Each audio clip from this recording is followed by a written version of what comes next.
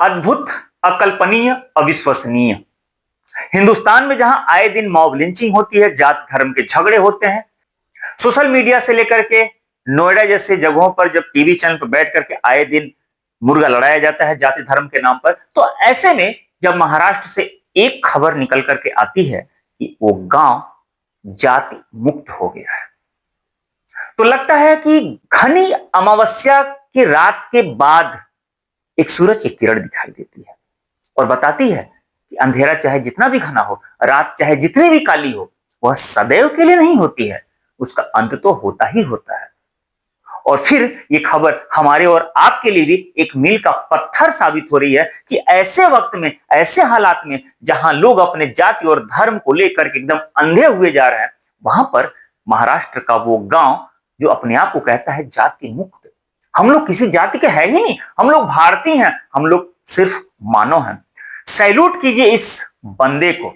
और आपको जानकर हैरत होगी, मैं जिस सरपंच की बात कर रहा हूं, मैं जिस गांव की बात करने वाला हूं, जब आपको यह पता चलेगा कि वहां आबादी किसकी सबसे ज्यादा थी, बहुतायत आबादी किसकी ज्यादा थी, और कलेजा, मतलब इतना बड़ा कलेजा होना चाहिए फैसला लेने के लिए, भारत के लिए मील का पत्थर। आज के डेट में भारत का वह पहला ऐसा गांव बन गया जो जाति मुक्त हो गया। ठीक है, तो हम लोग बात कर रहे हैं सरपंच शरद अरगड़े। सरपंच शरद अरगड़े, मतलब सैल्यूट किया जाए, जितना इनको प्रणाम कर लिया जाए, सैल्यूट, बंदे को सैल्यूट है। शरद अरगड़े साहब वहां के सरपंच हैं और गांव का नाम है सौंदला। गांव का क्या नाम है? सौंदला। ये जिला अहिल्यानगर से लगभग मुख्यालय से 60 किलोमीटर के दूर पर है। वहां इन्होंने बाकायदा एक प्रस्ताव पास कराया जिसमें कहा गया कि जात, धर्म, लिंग, किसी भी नस्ल के आधार पर कोई भेदभाव नहीं होगा। यानी कि हमारी जो पहचान होगी वो जात से नहीं होगी, हमारी पहचान भारतीयता से होगी, हमारी पहचान मानवता से होगी। अभी आप देखिएगा, जो इसका उल्लंघन करेगा उसके लिए इन्होंने दंड का भी प्रावधान रखा है। सर्वसम्मत से लोगों ने माना है कि ना, हमारी कोई जाति नहीं है, हमारे यहां कोई धर्म नहीं है क्या चीज? मानवता। हम लोग क्या है? इंडियन। मतलब कि हम लोग अगर बड़े हुए बचपन से, 1950 में संविधान लागू होता है और संविधान का आर्टिकल 15 पढ़ते पढ़ते बड़े हो गए कि जात धर्म के आधार पर कोई भेदभाव नहीं होगा, लेकिन हमारे सेहत पर फर्क पड़ा क्या? कुछ भी नहीं।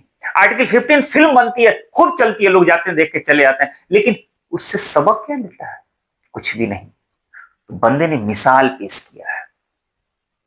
मतलब एक बार और सैल्यूट किया जाए। इधर देखिए, इन्होंने जो प्रस्ताव पास किया उसमें कहा कि किसी के आधार पर भेदभाव नहीं होगा, मानवता ही मेरा धर्म है। इन्होंने एक नारा दिया। गांव का नारा क्या है?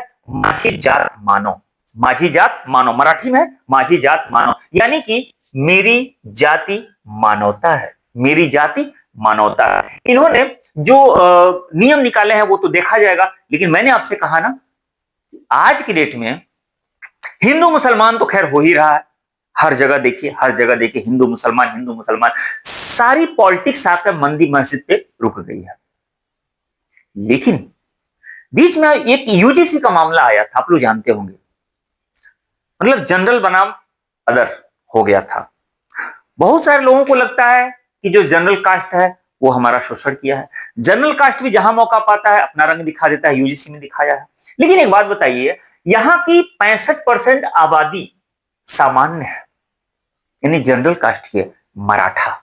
अगर ये चाहते तो जैसा फरमान सुनाते, गांव में चलता कि नहीं चलता? इनका चलता ना।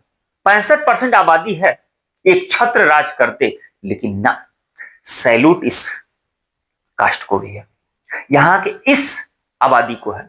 ये 65% आबादी होने के बाद भी इन्होंने इनको साथ में लेकर चलने का जो फैसला किया वो अद्भुत है, अविश्वसनीय है। वहां 20% आबादी अनुसूचित जाति की है, 15% में ईसाई मुस्लिम सब हैं, लेकिन इस 65% वाले ने फैसला किया कि हम किसी जाति को नहीं मानेंगे, किसी धर्म को नहीं मानेंगे, एक साथ चलेंगे। फैसला किया, और जो इस फैसले को नहीं मानेगा उसके लिए इन्होंने दंड का भी प्रावधान किया। शरद अरगड़े साहब देखिएगा पंचायत के सामने खड़े हैं, जरा क्या क्या है देख लीजिए उस पर। 5 फरवरी को ग्राम प्रधान यानी कि सरपंच साहब शरद बाबूराव अरगड़ी की अध्यक्षता में एक ग्राम सभा का सम्मेलन होता है। उसमें क्रांतिकारी निर्णय लिया गया। बैठक में उपस्थित ग्रामीणों ने सर्वसम्मति से प्रस्ताव को पारित कर दिया। गांव किसी भी सरकारी, गैर सरकारी, सामाजिक कार्यक्रम में जाति का उल्लेख नहीं होगा। जाति का उल्लेख नहीं होगा। बच्चे जब स्कूल जाएंगे, पंजीकरण कराएंगे, नाम लिखाएंगे, रजिस्ट्रेशन होगा, तो कोई भी जाति सूचक शब्द नहीं लिखा जाएगा। उसमें अपने पापा का नाम लिखेंगे, पापा के नाम के साथ जो जाति सूचक शब्द है आज के बाद से गायब। सिर्फ वहां पर अपने आप को इंडियन बताना होगा। वो चाहे अभी आपने देखा, ये चाहे वो जनरल कास्ट वाले हों, चाहे एससी कास्ट के हों, चाहे ईसाई हों, चाहे मुस्लिम हों, सब लोगों ने यही फैसला किया है कि आज के बाद से जाति सूचक शब्द नहीं होगा, अपने आप को इंडियन कहना होगा। गांव में अब किसी भी प्रकार का उत्सव होगा, किसी भी धर्म का, किसी भी जाति का, तो अलग अलग नहीं मनाया जाएगा। सबके लिए एक ही पंगत यानी कि एक सामूहिक भोज किया जाएगा। वह किसी के लिए भी उत्सव हो, वो चाहे हिंदू वाला हो, मुस्लिम वाला हो, ईसाई वाला हो, या जनरल वाला हो, एससी वाला हो, एसटी वाला हो, सबके लिए एक सामूहिक भोज होगा।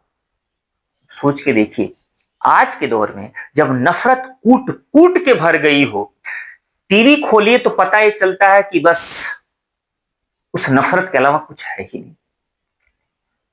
मतलब आज के डेट में जो पॉलिटिक्स करते होंगे, अगर अपनी अंतरात्मा से सोचे तो वो भी नहीं सोचते होंगे कि हमारा बच्चा टीवी देखे।